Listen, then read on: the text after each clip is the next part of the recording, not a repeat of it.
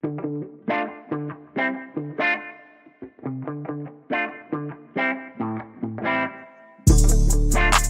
back in, everybody. Another edition here of Coach's Corner.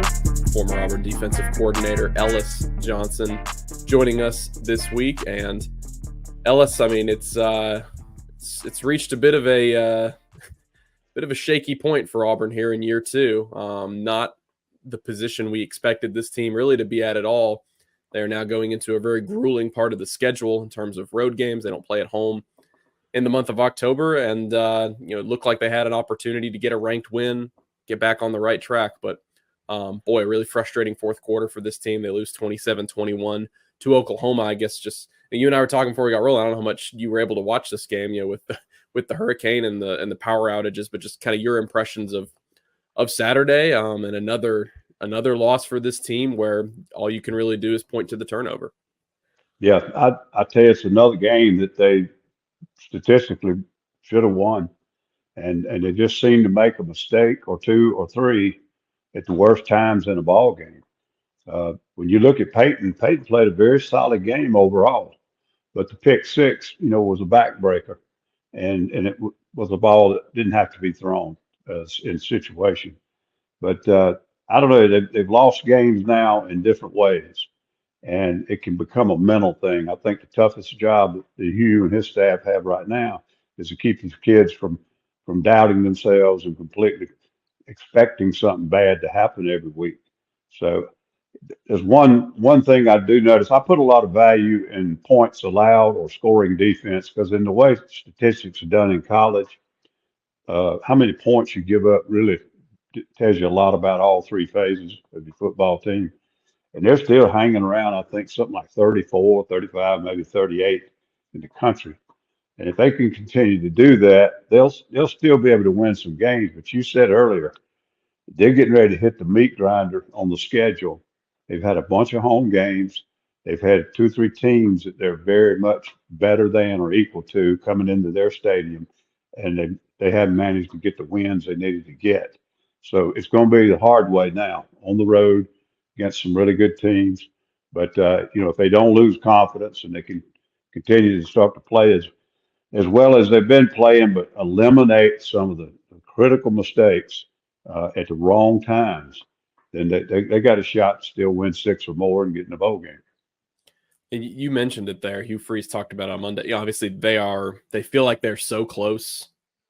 This is probably the best game I've seen them play against a quality opponent since they played well against Alabama last year. Obviously, they played really well when they beat Arkansas on the road, but it's been a while since they put together this kind of performance, and then it all just kind of crumbled at the end. But Hugh Freeze was asked about it Monday. How do you keep the team from spiraling? How do you keep the focus with a 2-3 record? Probably going to be a 2-4 record, maybe 2-5, playing a top 10 team at Missouri.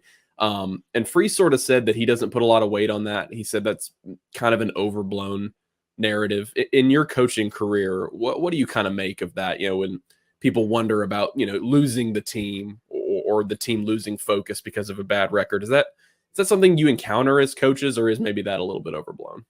Well, Nathan, it all depends on your locker room. And if you've got leadership within the team and you've got guys that care about each other and want to try to get it straight, good leadership, is what's going to pull them out of it. And I think Hugh's exactly right. Coaches get into the profession and stay in the profession because that's one of the things it is. It's fixing problems and leading young people and so forth. And you get into the competition, you get in the big paychecks, and all that's important.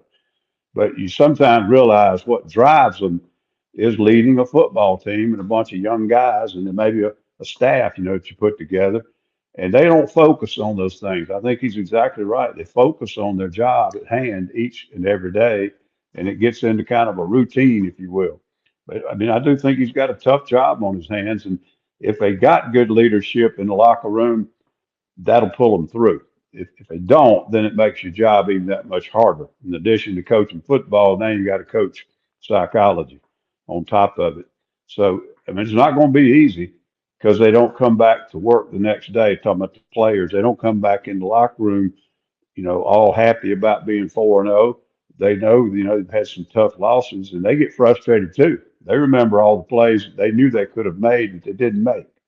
So it's hard, but I think his point is they're going to keep doing what they do and exactly what they should do, and hopefully the thing will click one day. One thing I think is especially hard, and it's easy to second guess, but when you've got a quarterback that you finally went through the spring and preseason, you decide he's your number one, and he goes out and has a bad game, and you go to another guy, and he has a good game against a bad opponent, but the next weekend he lays an egg, and you got to go back to that guy and have him pull you out of the fire, and you kind of cut his heart out earlier, and it's not that you meant to. It's just by making those decisions, you take the confidence away from this guy, give it all to that guy, that he doesn't get the job done, and that's another really hard particular obstacle for him to handle right now. It's kind of a mirror of the team. One weekend they're doing something well, and the next weekend that falls apart, and you're trying to hang on to some other thing that'll pull you through. And it's sort of been that way with the quarterbacks. And I think Peyton Thorne overall is playing well this year, but he's made terrible mistakes at critical times, and he's too old to be doing that. And I can imagine that's what frustrates Hugh. His numbers the other day were pretty good, but again, like I said, that the pick six at the wrong time took the ball game away from them at a time where they're about to close it out. Yeah, I mean, I personally, I wasn't surprised. I'm sure you weren't either that Freeze came back on Monday and said, no, there's no question mark there. Peyton gives them the best chance to win games. I kind of felt for Thorne after that game because he did do a lot of good things. 338 yards against Oklahoma. It's a great Oklahoma defense Absolutely. this year. He made a lot of plays with his left. It just really was kind of a perfect storm there at the end, and one errant decision, which Freeze took responsibility as well, saying, hey, I should have just run the ball on 3rd and 4 and punted away to a defense that was playing well. Right. I think a lot of Auburn fans right now, Ellis, are wondering about the future, and I've heard the argument of, well, Peyton Thorne's not going to be here next year. Start building up those young quarterbacks. But like you said, this team, Hugh Freeze's job is to win games, and this team still has an opportunity to win games. I think it's pretty clear you play the best guy that you think is the best quarterback. And I think right now, I don't know how Hank Brown would have done against Oklahoma, but I'm willing to bet it wouldn't have been the kind of performance we saw from Thorne. And obviously he's got to cut down on the turnovers. But for me, and like Freeze said, there's just no question right now who the quarterback is for them moving forward. That, to me, it is. And I haven't seen as much of Auburn probably as you have, and I certainly hadn't seen as much as Coach Freeze has. But I just see that as absolutely clear. Now, is there a time where you start playing the others a little bit, working for the future? I don't see that, certainly not now. And I don't really see that late in the season. Even if you can't hit 6 wins or whatever else, I don't see that, because I think you're giving up on the other people in the locker room. So yeah, that's something. And I don't blame fans. They get upset. They get a little more impetuous for their decisions. They pull the string a little quicker. I go back. I think the one decision he made, and I can understand why he made it. It was maybe just to send a message to Peyton and so forth. But when he played Hank as a starter that other game, 2 games ago, it was just not good at all. I think that showed he's not the starter yet. Probably going to be a good player one day, but it just wasn't the time to do it. And 2020 hindsight, all that good stuff. But that's the one thing I think's probably he just can't get a grasp on why it's happening. But I think they're being coached well. They run a great scheme. They get numbers. They're producing, and they're somehow finding a way at the wrong time of the game to make a mistake that is losing ball games. Same thing against Arkansas. They overall outplayed Arkansas, and that's 2 teams that are, that came into their home field and were really good teams at the time in the top 25, and they had a chance to beat them and outplayed them in most phases, but they found a way to lose the game. Yeah, now like we talked about, you go and things change in a big way in terms of the competition level. Georgia, number 5 team in the country on the road. Missouri is a top 10 team. Got to play them on the road. Kentucky was kind of the one that people pointed to and said, well, if Auburn's going to steal a road game, it might be that one.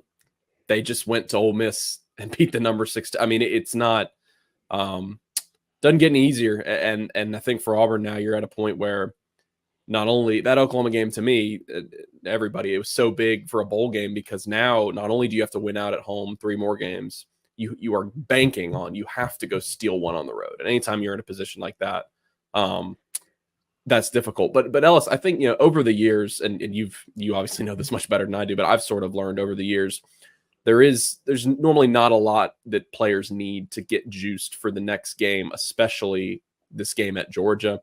I've seen some people talking about, is Auburn just beaten at this point? Or are they just defeated and going to go just lay down against Georgia? Number one, rivalry game. Number two, I don't think players operate like that. I think they're always playing hard. They're always practicing hard. And look, that Hugh Freeze and the staff, they're going to point to the positives from the Oklahoma game and say, you were right there. You should have beaten a ranked team. Let's go out and do it again. Even though it's going to be, they haven't done well in Athens in a long time. It's going to be a big challenge for them on Saturday. Absolutely. I guess you'd say to catch them at a bad time coming off of a disappointing loss. And I think that, again, you're exactly right. Players, when they get ready for the game, you don't have to motivate them. I think a lot of coaches do it more than other coaches, but you don't have to motivate players before the game. If you do, you got the wrong players. But motivating for practice is what becomes tough, because without good preparation, you got to be real talented to go out and play well. Otherwise, you need great preparation, and that's where it's going to be tough. The kids are so frustrated right now, and more frustrated than the fans, and they're more frustrated than the coaches, because they're the ones out there putting it on the line. And so that's the challenge. They'll be ready to play when they go down and warm up on that field. It's Sanford Stadium. They'll be ready to play. They got to get ready to play right now, and that's where I would say the challenge is in getting them back up mentally and get them focused and everything. Get a good week of preparation and go down and play your best football. Talking a little bit about this Georgia game for them. I guess, what did you make of, it was obviously a fantastic game between Georgia and Alabama on Saturday. It was pretty much everything, we could have hoped from a game that was billed so highly. I think, everyone was surprised Alabama was able to go up early, but this is a Georgia team that's doing a lot of things right, as a really, really good team. To me, I look at it, I'm looking at some of the numbers for them. I haven't seen a Georgia team in a long time that throws the ball as much as they do. I mean, their rush attempts per game are extremely low. I guess just, what did you take away from, what you were able to see, not only, in this game, but from Georgia this season as they look to, get back to the SEC title game like they've done so many times?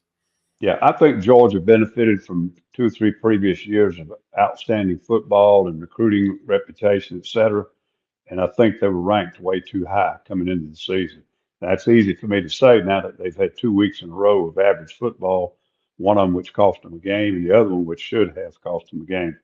They're clearly not as good on offense as they were the previous 2 seasons.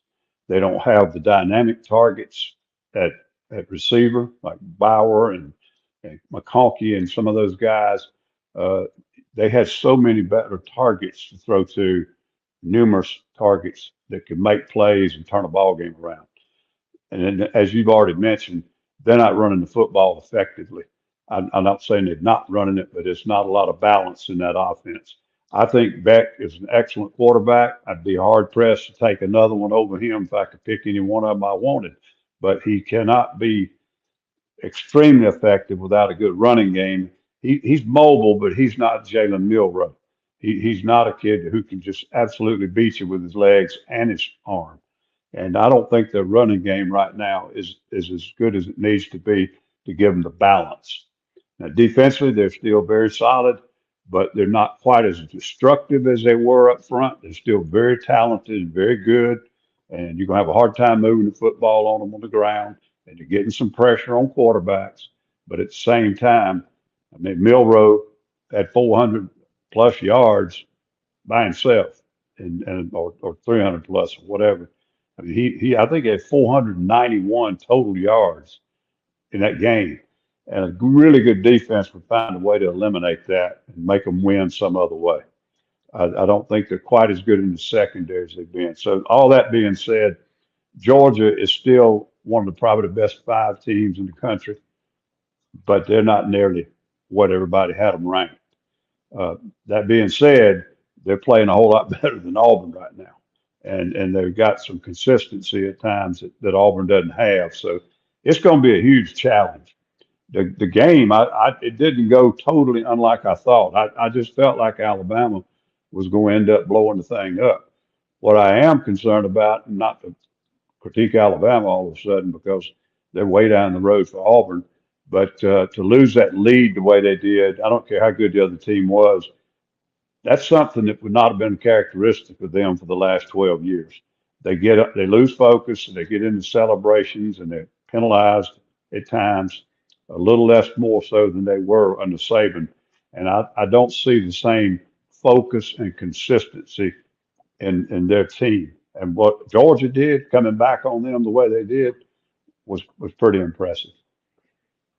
I mean, it definitely looked like they were going to complete the company. 28-0, 30-7 at halftime. So Georgia showed it has that gear still, even if they weren't kicking into it at the beginning of the game. Yeah. Ellis, there's kind of a conversation following this game for Auburn, really following their struggles this year. And I think Hugh Freeze felt the need on Monday to go out and sort of defend the direction of his program.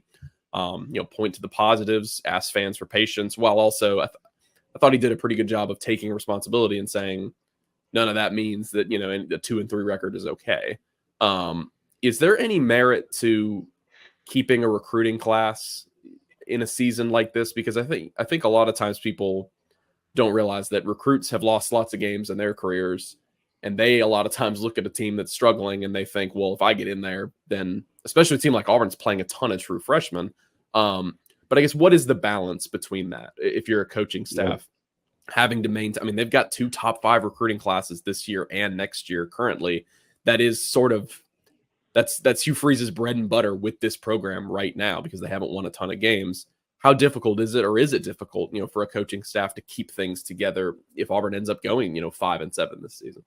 Yeah, I think a lot of it depends on who they have committed. Uh, Kids that are going to jump ship are going to look for a reason to jump ship. And kids that know they made the right choice, nothing's going to waver them. I think that is something they have to be aware of right now. But you just have to keep recruiting, show them where they're going to be able to make a difference. Sometimes losing the way you lose, in other words, not being in total disarray. I don't see anything like that with Auburn. And I know fans are frustrated, but I don't see anything that tells you there's no control here. So it's like there's a weakness a little here and there's a weakness there, and they're not doing this well.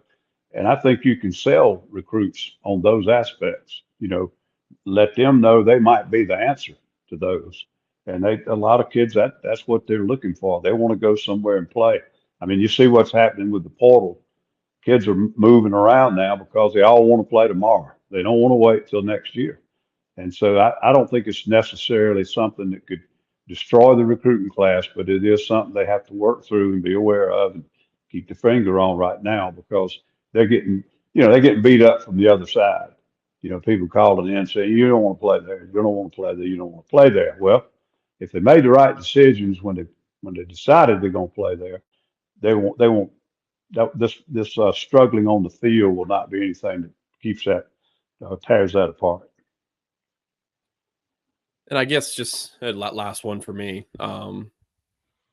Auburn's playing, I guess the Oklahoma game was probably the best example of this 24 class for them. And I just see Cam Coleman and Malcolm Simmons for them, the receivers combined for almost $150. DeMarcus Riddick is a true freshman linebacker he might have been the best player on the entire field in that game with the way he was spying. Just a couple true freshman defensive backs playing a ton of snaps. True freshman defensive lineman might be their best interior D lineman this season. I mean, you and I talked about it a few weeks ago. We were talking about Coleman and Jadeveon Clowney, but like nowadays it seems more and more true freshmen are just ready to go right away. I guess just how important is that to sort of develop those guys over the course of the season? Because it seems like heading into week 6 now, those guys are coming into their own, and there's really, I mean, for me watching, especially, I mean, Caleb Harris at safety is just a guy who thumps every play. There is no difference, at least just what I'm watching, between them and the older guys on the roster. Now, maybe the coaches go through and look at execution, look at assignments, and maybe an older guy will be more, inclined to do that better on a play-by-play basis. But how important is it to get those true freshmen rolling, especially with the level of talent that Auburn was able to bring in this class? Yeah, that's huge. And I don't know the roster nearly as well as you do. I don't know what some of them are, and I don't follow recruiting as closely as I used to. It did jump out at me what Cam Coleman did in this game against a really good defense, and they are having some freshmen come along and they're playing to the level that they thought they would. You can use that in recruiting too, because if you tell a player, we're not afraid to play young players. Come here, if you're good enough, you're gonna win the job. Well, they look at your roster and they don't see you doing that, and other people tell them you won't do it. You're just saying that, but you can look at Auburn and say, hey, they'll play young players, and if I can go in and I'm the best one, I'll get to play. I'll take the job. So I think that can help recruiting, and it's certainly going to help them down the line.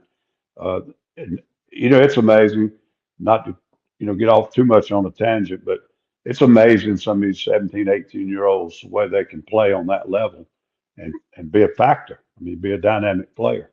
I remember I was two classes, Nathan, ahead of when they played freshman football. The guys behind me were the last guys that played freshman football. So that tells you how old I am. But just to give your audience an idea how long that rule's come in. But when they first did that, vast majority of coaches and fans thought it was a bad rule, that everybody knew that first year together as a freshman group, academically and athletically and so forth. And they said, this is going to be crazy. So these guys will be sitting on the bench for 2 years and flunking out of school because they can't take the pressure of all this. And it wasn't 3 or 4 years into it. It was totally that was totally debunked. I mean, young people have been playing early ever since they changed that rule. Yeah, I mean, and you look across the state, and again, not to touch on Alabama, like you said, but you see a 17-year-old player who is, and now he's a different dude, but he's the best player on the field, making an unbelievable play. And then Alabama sealed the game with a true freshman making an interception. So I think now more than ever, like you were saying, it's if somebody can go up there and be aligned properly most of the time, I think Auburn is now learning. I mean, they're playing 6 or 7 true freshmen very consistently.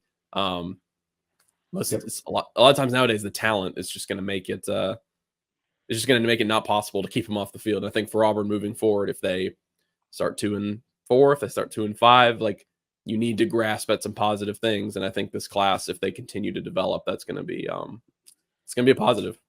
Absolutely. Continue to do that. And I think at this age of portal, you got to have a good mix of high school and transfers. But I really think if you go too far with the portal, not only do you know if you're going to be able to keep them for a while, which is, you can't develop a player's not there. And you can develop a young player if he comes in, has a good start, and you keep him, he just gets better and better and better. So when the portal guys can come in and give you that shot in the arm, and they make a huge difference. And I'm not downplaying the importance of that. But I think when you go into too many of those and not enough of the high school, you lose your locker room, you lose your continuity. I think you lose your culture and your program. And there's some examples of that right now across the country. Everybody, talking about how great they did and all these players they got in the portal. They're not playing real well right now as a unit. And I just refuse to be after 40-something years of coaching. I refuse to believe it. It doesn't have something to do with too many moving parts.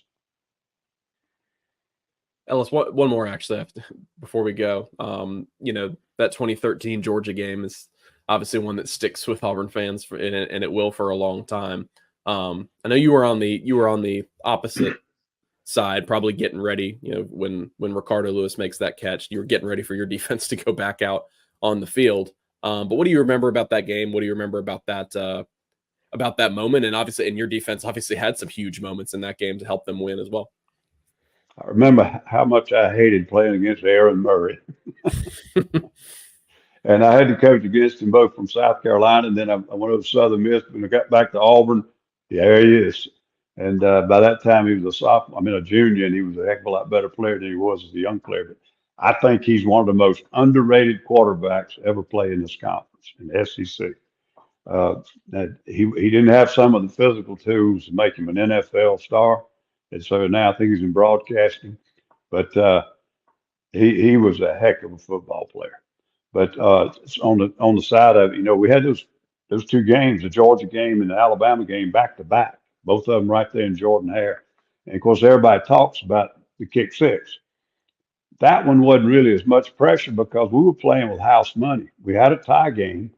We're probably going into overtime, or either we're going to win the game. So it's an unbelievable play, but I don't put it anywhere close to what happened at the end of the Georgia game, where we threw the post to a guy that's double covered, and the two players run together, knocked the ball up in the air, and I think Ricardo did an unbelievable job of just keep staying focused on the ball and took it for six. And they did leave too much time on the clock, but remember he got them back down in the red zone. And we finally got a sack on him. I think the Ford sacked him on a huge fourth down play, and he might have gotten it off, and we knocked it down or threw it in the ground or something. But yeah, they were a really good offensive team that year, and I thought again Aaron Murray was one of the most underrated quarterbacks I ever played in the SEC. How interesting was that conversation in the offseason with Trey Matthews, because he was on the receiving end of that. He was one of those guys down there. Ends up transferring to Auburn, I believe, heading into your second season, and then had to sit out. He might have been a team captain. He went to media days. He was like their leading tackler later on he was a really good player at Auburn. Yep. How interesting was that transfer conversation with him? Well, I wasn't involved in recruiting him or talking him into transfer, and so Yeah. But once he got there, every now and again we'd cross paths, on the practice field or walking through the facility, and I'd tease him about it. But he was a good kid, and like you said, was a great contributor, a good player by the time he got through the transfer situation and everything. Yep. Back when transfers had to sit out.